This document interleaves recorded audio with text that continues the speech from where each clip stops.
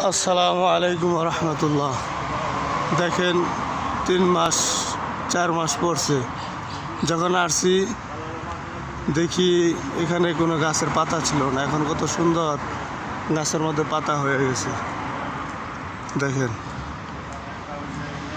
এসব কিছুই ছিল না, কারণ তখন বরফ পড়ছিল, তুষ পড়তো, ঠান্ডা ছিল, তখন বরফ পড়তো। বরফের কারণে গাছের পাতা কিছুই থাকতো না। তো যাই হোক, একটা বিষয় আপনাদেরকে জানাতে চাইতেছি, ভাবলাম হয়তো বিষয়টা জানা উচিত। বিষয়টা হলো এই, কিরগিজস্তানের যে সমস্ত লোকগুলা আসে বা আসছি, সবাইকে বলে বেতনে $400, $500, ডলার আর ডলার। কিন্তু আসার পরে দেখা যাইতেছে 1 সপ্তাহ অথবা 2 সপ্তাহ এমন কাজ করার পরে কন্ট্রাক্টে কাজ কর, যে কয় পিস কাজ করবি ওই কয় পিসের টাকা পাইবে।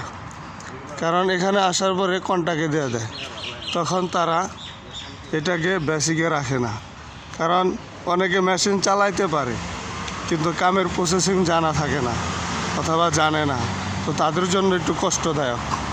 তো এখানে আসার পরেও অনেক জায়গায় লোক নেওয়া নেয়, বলে লোভ দেখায়, বলে $400, $500 দিব। বেতনে নেওয়ার পরে 1 সপ্তাহ পরে 2 সপ্তাহ পরে যে কথা বলে সেই কথার সাথে কাজের সাথে মিল থাকে না।